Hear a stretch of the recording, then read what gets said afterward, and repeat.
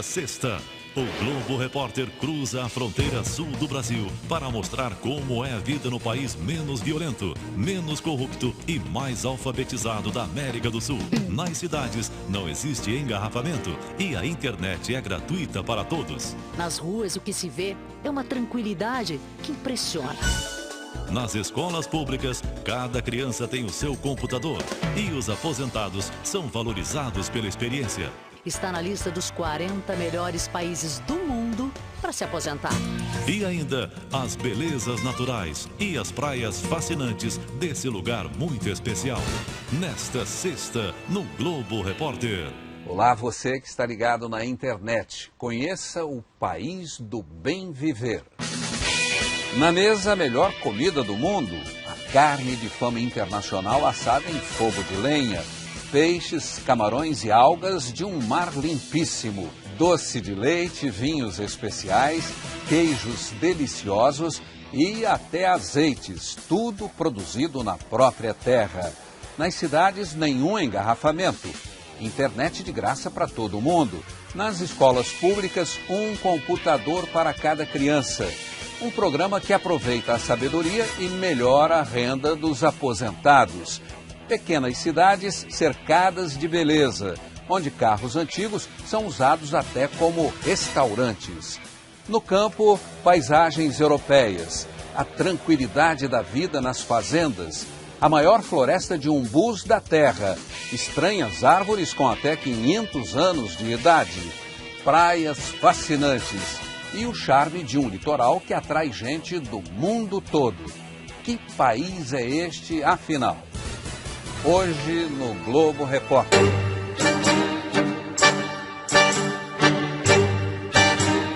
Bem-vindos! Estamos no Uruguai.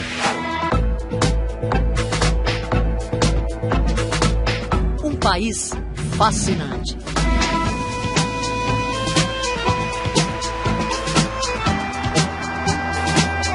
Terra do Pampa, que se estende sem fim. Do rio mais largo do mundo. De um litoral cheio de luxo. E personalidade. Do assado na brasa. Do doce de leite. E do mate. Um lugar onde a gente não percebe pressa e nem corre-corre. Ao desenhar o seu mapa, o Uruguai ajudou a definir parte de nossa fronteira. Acontece que essas terras, banhadas pelas águas doces do Rio da Prata e pelas praias da costa atlântica, sempre fascinaram. Entre os séculos XVI e XIX, espanhóis, portugueses e até brasileiros brigaram por elas. Agora o Uruguai chama a atenção de novo, mas não de conquistadores. Ele é o queridinho da vez de quem quer ver ou morar num país onde se vive muito e como antigamente. Montevidéu nem parece capital de um país. Tem mais jeito provinciano que cosmopolita. E olha que metade da população uruguaia vive aqui. Entre as ruas, sem engarrafamento, rodeadas por árvores, exibe um dos caminhos mais charmosos da cidade. A Rambla, esse calçadão com 20 quilômetros, debruçado sobre o Rio da Prata, que liga a cidade colonial à cidade moderna. Aqui não tem blackout nem engarrafamento. E os motoristas encontram nas ruas mais gentilezas que faróis. A capital uruguaia tem um ar de nostalgia espalhado pelos jardins, casarões e prédios que exibem na fachada estilos arquitetônicos dos últimos 2 séculos. O Teatro Solís é uma das construções mais lindas da cidade. O Palácio Salvo, com suas torres que lembram o gótico e chegam a 70 metros, já foi o mais alto da América do Sul.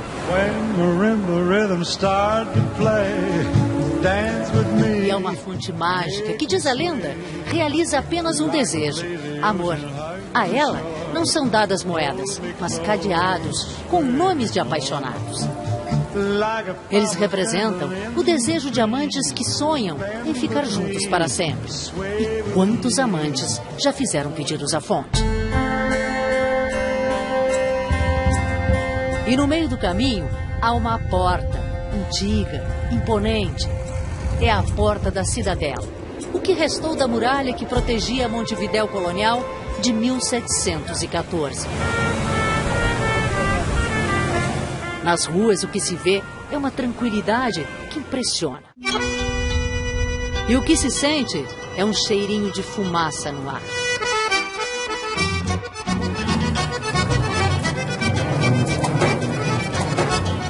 Sempre tem um fogo pronto para preparar o prato preferido de quem mora aqui. O assado é orgulho nacional, que envolve tradição e técnica.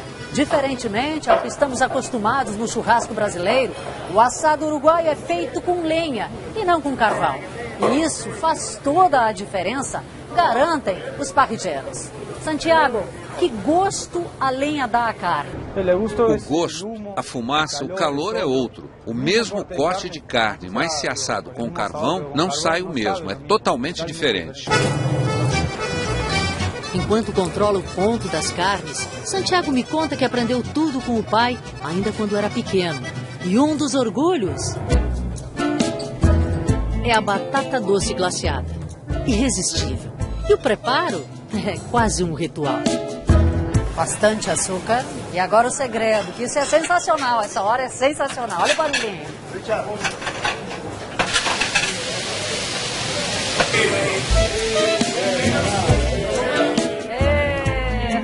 É uma festa. Todo mundo comemorando a batata.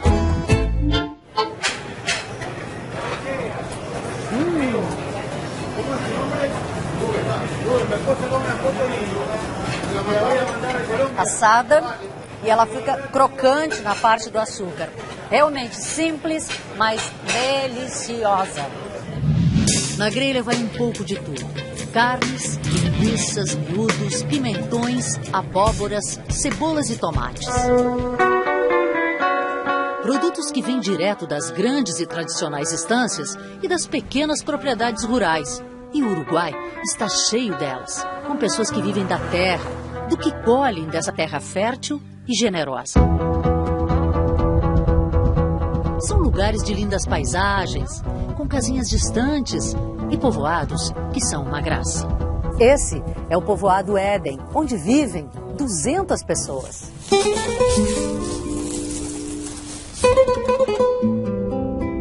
Não há calçamento nas ruas nem na praça. Há uma igreja, casas e um silêncio surpreendente. Em lugares assim, vivem cerca de 200 mil agricultores que cultivam principalmente uvas, arroz, laranja e legumes e que não faz muito tempo começaram a dar espaço também às oliveiras. E são elas que dão esse jeitinho de Itália às pequenas colinas uruguaias. Uma vez por ano, as árvores ficam repletas de azeitonas e a colheita é feita com todo o cuidado, como um carinho, manualmente, para não machucar as frutas. Essas azeitonas demoraram 1 ano para estar no ponto de colheita e o bom é que nós chegamos aqui bem nesta época. Elas vão dar origem a um azeite extra virgem e aqui está a minha parte na colheita, uns 9, 10 quilos de azeitonas. O suficiente para produzir 1 litro de azeite.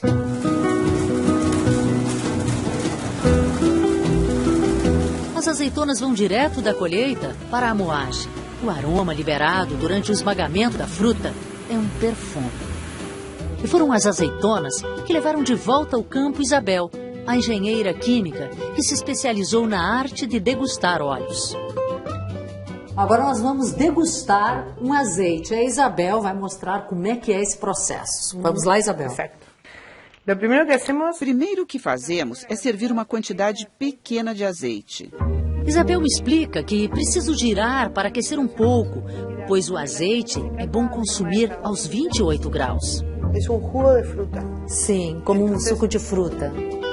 E nessa degustação, ao contrário do vinho, o azeite, a gente engole. O sabor a gente sente na boca e o picante, que é uma virtude do azeite, ao contrário do vinho, que é um defeito, a gente sente na garganta. Então, só engolindo com a vantagem que não ficamos bêbados, borracho. Você pode beber tudo o que você quer. Mais do que uma profissão, Isabel faz dessa atividade um estilo de vida. Ela cuida das azeitonas, do equilíbrio dos olhos e olha com orgulho as oliveiras, que formam uma paisagem que ela ajudou a mudar. A terra é fértil e o mar oferece fartura. Grande parte da boa comida que vai à mesa vem dessas águas geladas e agitadas. As feiras, todos os dias, oferecem a pesca da noite. Camarões, lagostas, peixes, lulas. Tanta opção que fica difícil decidir o que levar. De olho nessas banquinhas também ficam eles, os velhos lobos do mar. Descobriram aqui a vida mansa de quem não precisa mais pescar. Mergulhos, flashes e peixes. Se não fossem as gaivotas, seria um paraíso. Mas nada é perfeito. Qualquer descuido, lá se vai um peixe. O uruguaio gosta tanto, mas tanto do sabor do mar, que tem chefe colhendo algas para incrementar receitas. Luciano, que vive em Punta del Diablo, busca entre as pedras as algas verdinhas que usa para preparar suas especialidades. É como se fosse uma horta. Sim, mais ou menos. Natural. Ovos, farinha e algas frescas bastam para fazer os raviolis, que recheia com ricota e queijo parmesão. E algas bem picadinhas. A alga pode ser um dos alimentos do futuro e tem muitas vitaminas. A única coisa que temos que fazer é cuidar da natureza. Desidratada, ela também serve de tempero para a salada. Com frutos do mar, é claro. Tudo muito curioso, muito delicioso, com gostinho do mar. Amei. Perfeito. Comida diferente. Muito bem, vou levar a receita embora. Uruguai. Alguns dos melhores indicadores da América Latina estão aqui. Neste país, as mulheres vivem em média 78 anos, os homens 74. É considerado o país menos corrupto, o mais alfabetizado e o menos violento. E ainda está na lista dos 40 melhores países do mundo para se aposentar. O Uruguai atualmente tem tido 10 anos de crescimento econômico muito importante, inclusive com alguns anos com taxas perto dos 7%, né, taxas nunca vistas no Uruguai. E isso tem permitido, digamos, a melhoria da vida, a diminuição dos índices da pobreza. É um país tranquilo, o estilo de vida é mais sossegado e tem muitos atrativos culturais. Claro que ajuda a ser um dos menores países da América do Sul e ter apenas 3 milhões e 300 mil habitantes. Mas os uruguaios souberam com maestria tornar atrativo seu pequeno país e ensinam lições preciosas. Carlos Vilaró, um dos artistas mais famosos da atualidade, vai completar 90 anos em novembro. Ele é um exemplo de vitalidade e simpatia. Um homem amável e cheio de histórias. Conta que com as mãos que hoje pintam telas, começou a erguer a própria casa. Essa construção enorme, apoiada sobre o rochedo, chamada de Casa Pueblo. Erguido como um monumento ao sol, é um dos locais mais fotografados do Uruguai. E até inspirou o poetinha Vinícius de Moraes. Era uma casa muito engraçada, não tinha teto, não tinha nada. Aqui ele mora com seus gatos. Tem seu ateliê e uma vista deslumbrante de Punta del Este. Pergunto qual o segredo para uma vida longa e feliz. O segredo está primeiro na generosidade, no prazer de saber doar, no encontro com as pessoas e amá-las. Eu sou um homem feliz. Felizes também são esses casais. Para eles e para a maioria dos uruguaios, vale a máxima que normalmente usamos em tom de brincadeira. Está estressado? Vá pescar. Malaquias e Rosa, Osvaldo e Agostina são amigos e pescam juntos há 50 anos. Bem-humorados, eles contam que não abrem mão de dias assim para descansar, que a felicidade vem de coisas muito simples. Tomamos mate, comemos assado, tomamos vinho e desfrutamos da tarde pescando. Pescam num lugar que no Uruguai se chama de paisagem protegida. E existem muitos. Aqui a interferência do homem tem limites. Não pode colocar em risco a vida silvestre, nem modificar a paisagem. Até porque esse é um paraíso para aves migratórias. É um espetáculo ver a Laguna de Rocha tão pertinho do mar. Uma harmonia, uma simbiose que foi produzida ao longo dos anos e queremos ir conservando, porque é bom ao bem-estar dos seres humanos e da natureza. E um pouco é a proposta do país que estamos preservando.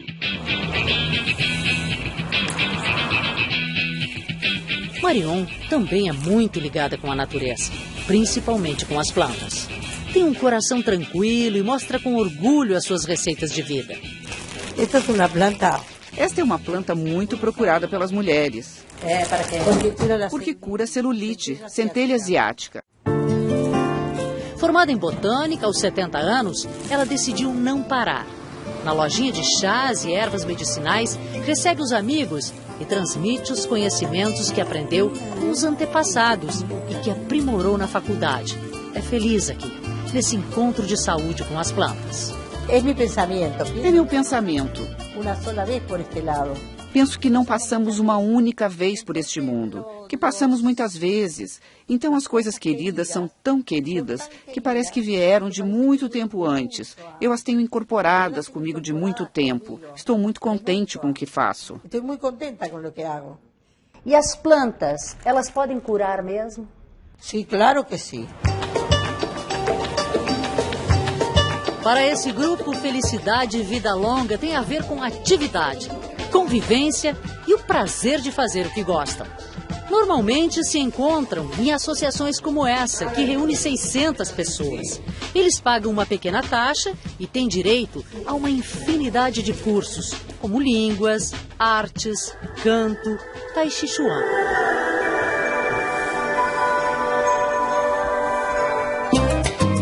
Mas as aulas mais disputadas são mesmo as de informática. Aqui elas aprendem a usar o ratão, para nós brasileiros, mouse. Golpe ou 2 golpes sobre essa tecla de ratão. Essa linguagem que nós idosos teremos que conquistar para que possamos nos entender com nossos filhos, netos, enfim, com as gerações mais jovens.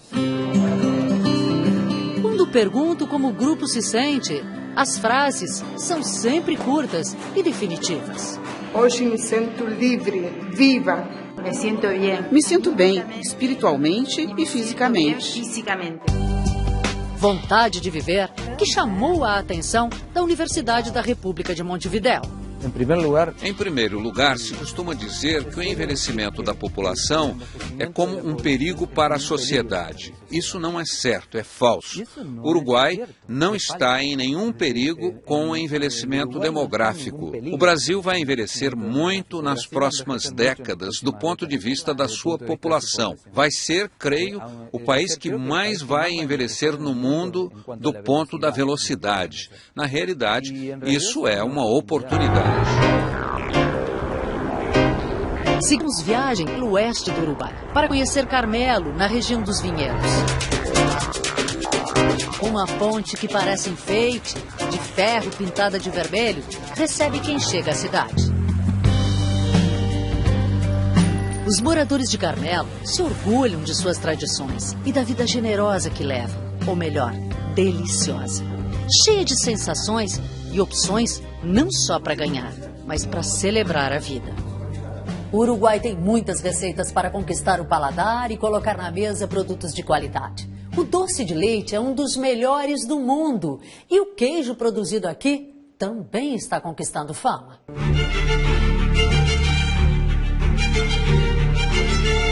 Queijo parmesão fresco e saboroso.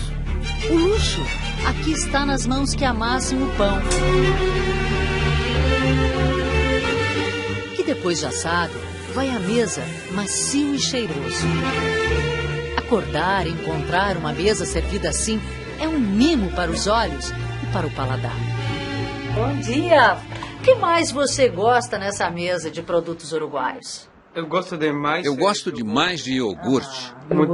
Muito rico, sim. Muito rico. Desde menino, provo iogurte assim. Provo iogurte assim. Em copo de vidro, natural e caseiro. E o clássico da Argentina e do Uruguai. Doce de leite. Todas essas delícias são produzidas em pequenas propriedades chamadas de fincas. Lugares de lindas e tranquilas paisagens. E elas ganham ainda mais charme com seus parreirais, que fazem molduras, construções antigas e bem preservadas. Elas guardam cantinas centenárias e refinadas. Nos tonéis de carvalho, um dos orgulhos do país, o vinho Taná.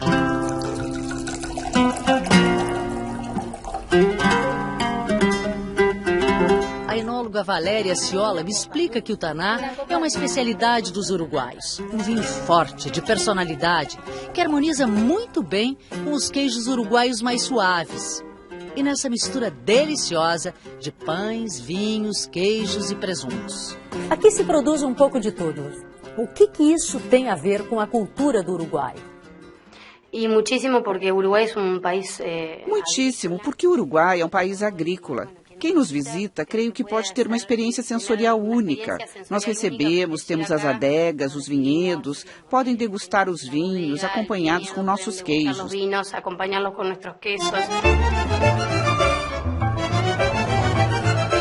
Nesse lugar cheio de história e com uma mesa linda dessas, a conversa vai longe. Os uruguaios adoram receber visitantes para degustar, mas também para se deliciar com esse estilo de vida que mistura dias sem pressa e sensações. Saúde! Tem a ver com a boa vida, o estilo de vida uruguaio. Sim. Sim, desfrutamos muito de tudo que produzimos. E todas as coisas que fazemos com muito carinho e em pequena escala. Você conhece vinho, então, desde que era muito pequena? Sim, molhavam a minha chupeta no vinho. Música, alegria e fartura de dar água na boca. Nós estamos no Mercado do Porto, um dos principais centros de gastronomia de Montevidéu. E aqui dá para ter uma ideia do que o uruguaio come e o que ele oferece para o turista. Aqui atrás de mim, por exemplo, tem uma bela parrilhada que é muito parecida com o nosso churrasco. Vamos dar uma voltinha e ver o que mais a gente encontra por aqui. Aqui tem outra parrilhada. Mais uma aqui.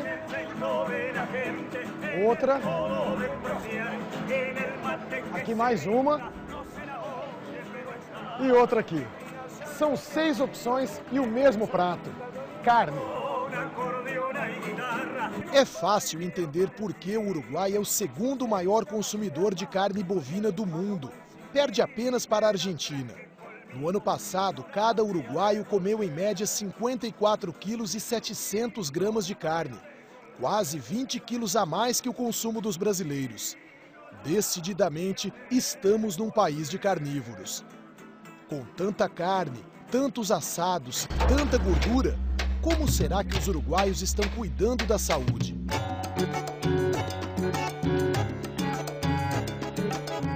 A ciência já descobriu que dentro dessas garrafas existem substâncias que fazem bem à nossa saúde, ajudam a prevenir doenças, especialmente as do coração. Agora, novas pesquisas revelam que a quantidade dessas substâncias é maior em algumas variedades de uva. Uma das campeãs é a Taná, a uva mais plantada no Uruguai. A variedade que produz um vinho de vermelho intenso foi trazida da França no fim do século XIX. O nome Taná se deve à forte presença de taninos, que são antioxidantes naturais, combatem o envelhecimento precoce e ajudam a prevenir doenças, entre elas alguns tipos de câncer. Uma pesquisa do Instituto Clemente Stabile, em Montevidéu, comparou 3 variedades de vinhos produzidos no Uruguai: Taná, Merlot e Cabernet Sauvignon. A pergunta era: qual dos 3 tipos de vinho seria capaz de retardar por mais tempo a decomposição em cérebros de ratos. O vinho Taná obteve de longe o melhor resultado. Todos nós temos defesas que são capazes de contra-atacar os radicais livres. Mas quando eles estão numa quantidade excessiva, nossas próprias defesas não são suficientes. Então, os antioxidantes vão ajudar o organismo a atacar estes radicais livres e a melhorar certas enfermidades onde se produz isso. No Brasil, outra descoberta. Pesquisadores da PUC de Porto Alegre também compararam vários tipos de vinho tinto e encontraram no Taná uma elevada quantidade de resveratrol, um antioxidante potente, batizado de elixir da juventude. O resveratrol é um antioxidante diferente, porque ele vai atuar numa proteína chamada sirtuína, que está ligada ao envelhecimento. Essa proteína sirtuína evita doenças do envelhecimento, como Parkinson, Alzheimer, doenças cardiovasculares. O cardiologista e professor da Universidade Católica de Montevidéu, Ricardo Benedetti, indica o Taná para seus pacientes, mas alerta. Se tu eres consumidor de vinho, se você já é consumidor de vinho, siga tomando em doses pequenas, porque o vinho pode, em quantidades grandes, levar ao vício. E aí entra um outro problema. E aí entram outros problemas. Saúde. Os pacientes que seguem a recomendação perceberam melhoras. O narrador esportivo Carlos Munhoz toma 1 taça de Taná por dia no jantar e diz que o bom colesterol subiu de 50 para 60 miligramas, o que afasta o risco de um infarto, por exemplo. O senhor está sentindo melhor? Sim, perfeitamente. Perfeitamente. Eu também saí do consultório com a mesma indicação. Dr. Ricardo Benedetti. Dr. Benedetti recomendou 1 taça de vinho Taná por dia. Assinou e carimbou a receita. Já que aqui tem substâncias que fazem bem à saúde, que vão nos deixar mais saudáveis. Saúde, saúde. Jaleco branco, laço azul no pescoço, Valentino, 10 anos, é uma das quase 300 mil crianças que usam o mesmo uniforme do tempo de seus pais. A diferença entre as gerações é que agora os alunos descobrem o mundo em segundos, pela internet. Todos eles estão nos mostrando imagens do Brasil. Olha aqui, ó. O que você encontrou aí? Onde é? Rio de Janeiro. Rio de Janeiro, é lindo. A ideia é fazer com que o computador deixe de ser um privilégio para se tornar um direito. Todas as crianças maiores de 6 anos, quando ingressam nas escolas públicas aqui do Uruguai, elas ganham um computador e acesso grátis à internet. Além de pesquisa, o computador é usado para leitura, lições de casa e, claro, nas horas de folga eles aproveitam para jogar. Isso é um elemento que lhes permite descobrir um mundo desconhecido e também lhes permite aprender. E o professor tem que acompanhar essa mudança. E as crianças, às vezes, nos ajudam muito mais rápido na aprendizagem. O projeto começou há 6 anos e, além dos computadores, é oferecida a manutenção. As crianças não precisam andar mais que 300 metros para acessar a rede. Aliás, todas as praças, parques e prédios públicos têm internet livre e de qualidade. Um serviço que é oferecido de graça também pelo comércio. A aula acabou e a família do Valentino está reunida aqui na praça. E as crianças, ao invés de estarem por aí correndo, olha só, no computador. Vamos ver. Valentino, dá para conectar a internet aqui na praça? Sim, dá. É uma ferramenta fácil de utilizar. Permite navegar pela internet, buscar coisas úteis, programas. Você sabe usar o computador como o Valentino? Me ensinou o Valentino. Os computadores fazem parte dos planos para capacitar quem começa a vida no Uruguai. No tempo do seu Luiz, não existia essa facilidade. Ele já está aposentado, mas também faz parte de um plano e voltou ao trabalho. Desta vez, para ensinar, na prática, tudo o que sabe sobre construção civil.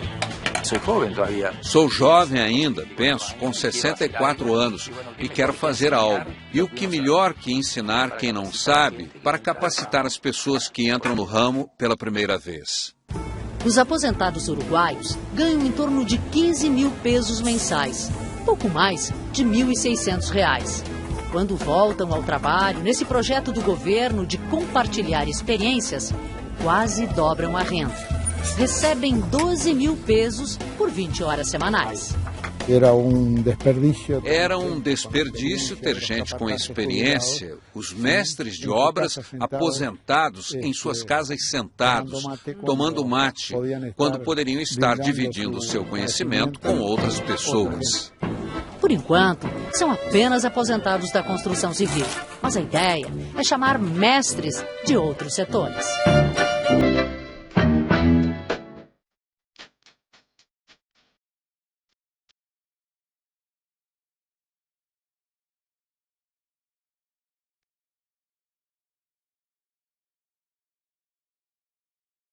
Bessam, o programa mostrou muita coisa lá no Uruguai, mas, obviamente, o programa tem um tempo, uma duração, e não mostrou tudo.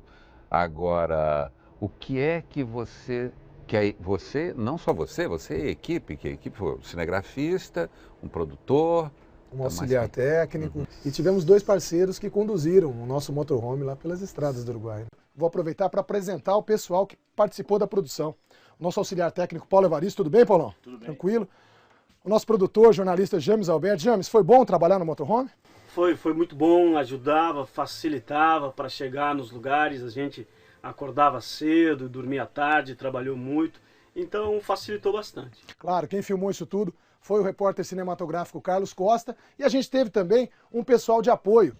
O nosso motorista, o Augusto, o nosso copiloto e navegador, o Iguaçu. Eles estão preparando um cafezinho, e essa é uma das vantagens de trabalhar no motorhome. A gente pode escolher a paisagem para improvisar uma refeição. Agora, por exemplo, a gente está aqui no Forte Santa Teresa, no Chuí, fronteira com o Brasil. E o que você não mostrou no programa que você gostaria de mostrar? Você sabe que tem uma coisa que chamou muita atenção da gente, foi em Montevidéu. Montevidéu é uma cidade curiosa, é uma capital, e ela é ao mesmo tempo uma cidade tranquila. E, Sérgio, não sei se é porque a gente está tão acostumado com a nossa correria, com o nosso trânsito aqui, uma coisa que me chamou muita atenção é o respeito ao pedestre. Atravessar uma rua em Montevidéu, pisar na faixa de segurança, é o sinal automático para o carro parar. E o carro para. O carro para. Isso é surpreendente. A gente conversou com o escritor, com o Eduardo Galeano, que ele é apaixonado por Montevidéu, e ele deu uma definição bem bonita da cidade e da paixão que ele tem pela capital do Uruguai. Eu nasci aqui, em Montevidéu, estou muito contente de ter nascido aqui, eu amo essa cidade. Montevidéu é uma cidade onde ainda é possível caminhar e respirar, que são 2 atividades importantes, respirar e caminhar. Caminhar na beira-mar, deixar que as pernas resolvam as contradições da alma. Daí eu estou... Cada caminhada é uma poupança de fortunas imensas que senão eu estaria gastando no psicoanálise.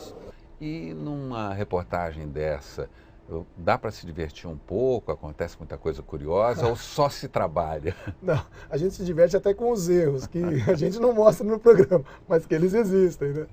Ok.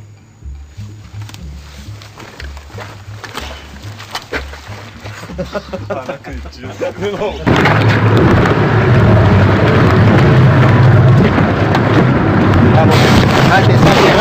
Rápido, rápido. Vamos. Esta tierra no mostró la considerable.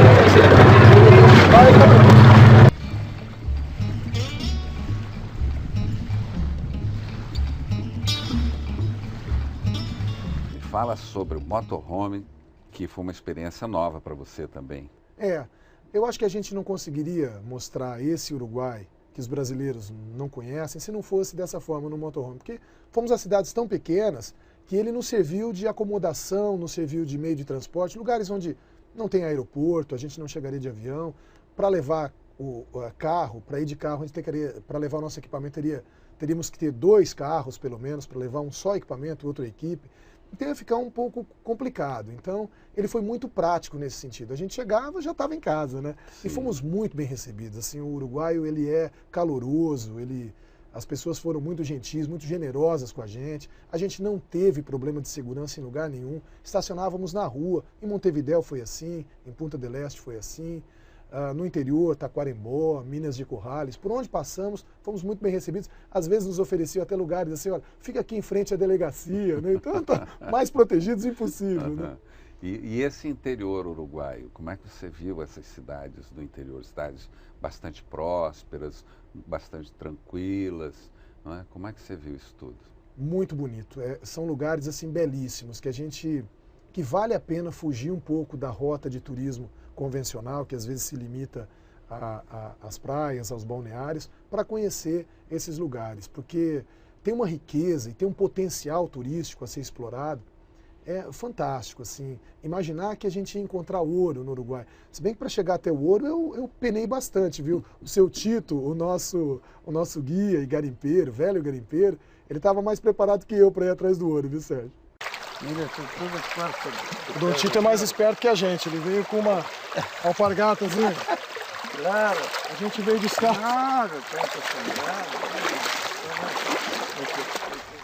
Mas, ô Sandro, você esteve em contato com Eduardo Galeano, que tem aquele famoso livro Veias Abertas na América Latina. Eu adorei, né? Que a minha geração lia com muita cautela, porque está sujeito a ser preso, né? É mesmo? Exato, era um livro que... Você leu? Li e tenho em casa até hoje. Né? Tenho em casa até hoje o livro. É muito bom, né? Editado na época. Mas, então, ele fez algumas colocações para você sobre o comportamento do povo uruguaio, né?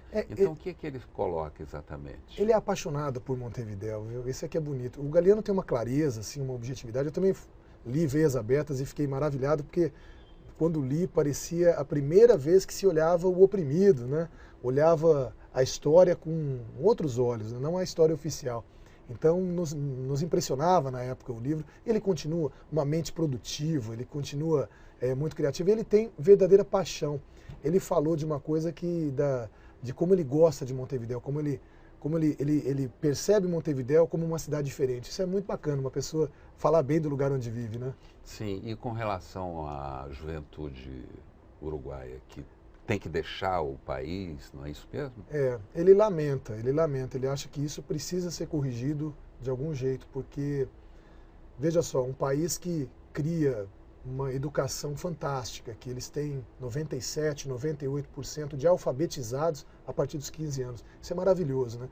E tem uma qualidade de ensino até a faculdade que também é muito boa, e depois não consegue aproveitar essas pessoas, ele chamou de essa é a nossa tragédia. Mas, ô Sandro, então o que eu até já vi em filme, o povo uruguaio parece um povo triste, nostálgico. Você observou isso lá? Há uma tristeza, as pessoas estão um pouco desiludidas, desanimadas. Talvez seja a impressão que deixa pela pequena quantidade de jovens que a gente viu. Falta alegria do jovem. Talvez seja essa a impressão. Mas o Carlos Paes Vilaró, que é um artista plástico, um escultor muito conceituado no Uruguai, amigo de Vinícius de Moraes, de tantos brasileiros, Pelé, Tom Jobim, ele gosta muito, apaixonado por brasileiros. Ele tentou explicar esse comportamento, essa característica uruguaia, fazendo uma comparação com o nosso temperamento brasileiro, né? E ficou muito interessante esse trechinho da conversa que não apareceu no programa. Eu te hablo com toda franqueza, quando viene gente a visitar o museu, si son brasileños hay siempre una sonrisa, siempre hay alegría. Es como si viviéramos todos en ese sentimiento que es el carnaval, por ejemplo. Es curioso.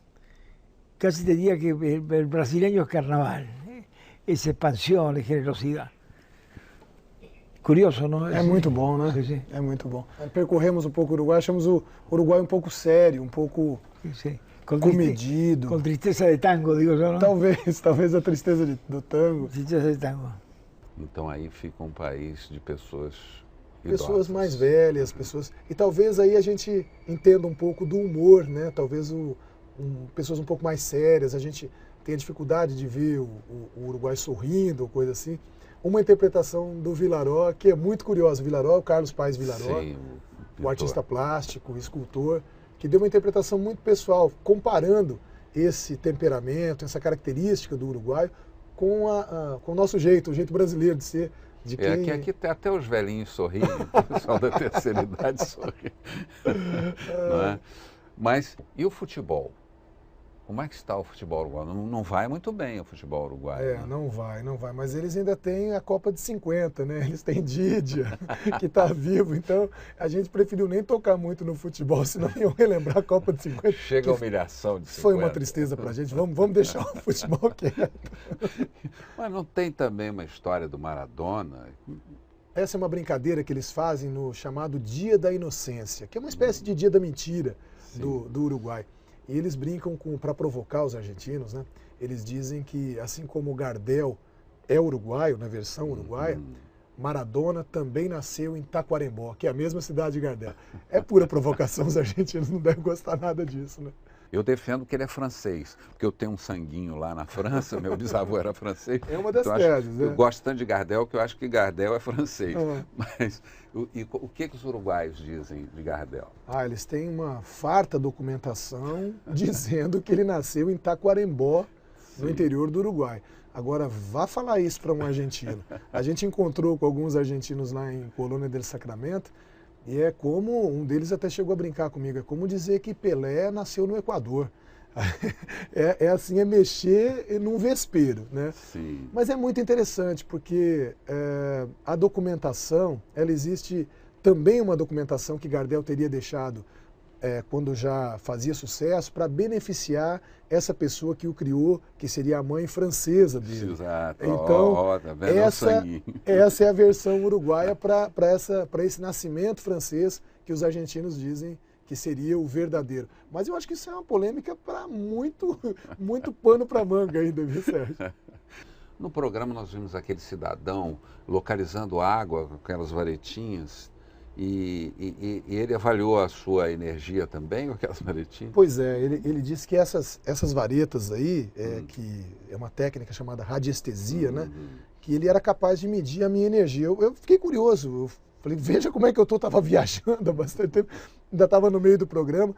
E aí, quando ele aproxima as varetas do corpo da gente, essas varetas se cruzam. E aí ele vai se afastando até que chega um momento em que elas descruzam. Aí ele diz que esse seria o campo magnético que a gente tem. Ele falou que o meu estava normal, a uma distância. Eu fiquei até um pouco preocupado. É bom ter muita energia ou ter pouca energia? Eu acho que era bom ter bastante, né? Mas ele falou que ele estava normal, eu fiquei satisfeito. Deu para tocar o programa até o fim com aquela energia que ele mediu ali. Mas é muito curioso, é um assunto que seduz, porque a gente também não tem muito conhecimento, né? Mas é muito interessante. Realmente as varetas na mão dele se cruzavam.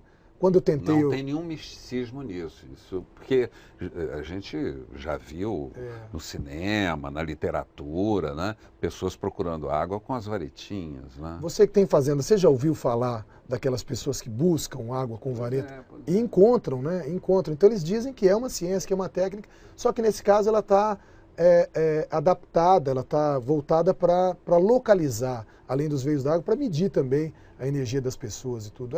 A gente vê isso com muita curiosidade, né? Porque eles estão um tanto quanto místicos, né? Você esteve lá em Piriápolis. Piriápolis, exatamente. Então, como é que é a coisa, como é que funciona a coisa lá? É uma cidade mística?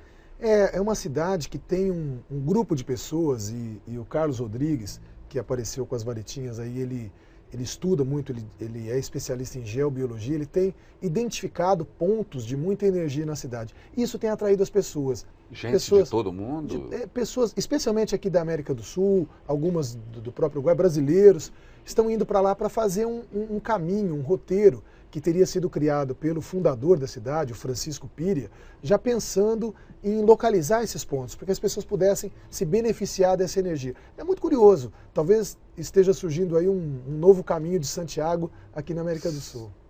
E o cavalo na vida do povo uruguaio? Você é fã de cavalo, né? Sim. Você adora, né? E cavalo, olha, acho que o programa teve belas imagens, mas as imagens do cavalo crioulo, acho que foram, assim, eu me impressionei muito, parecia que a gente estava no meio de um filme, né? E teve uma frase que um dos criadores falou pra gente, que que não coube no programa e que é muito interessante. Ele falou, olha, repare nos heróis uruguaios, todos estão sobre um cavalo.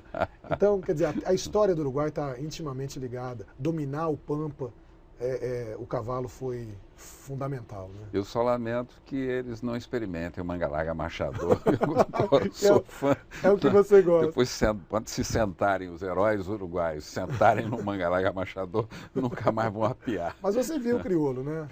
É muito bonito, Sim, né? Um belo animal. O cavalo é muito bonito. O cavalo é um belo animal. Então, aqui nos nossos programas, nós gostamos muito de natureza. Temos sempre, né, no Globo Repórter, belas imagens da natureza. E a natureza uruguaia? O que é que você viu de surpreendente?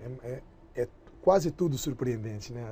Lobos marinhos, leões marinhos, são coisas que a gente não tem aqui, que a gente vê e se encanta. A gente pegou um período muito propício e muito agradável, que era o período da procriação. Então tem filhotinho para todo lado. A gente viu filhote para todo lado.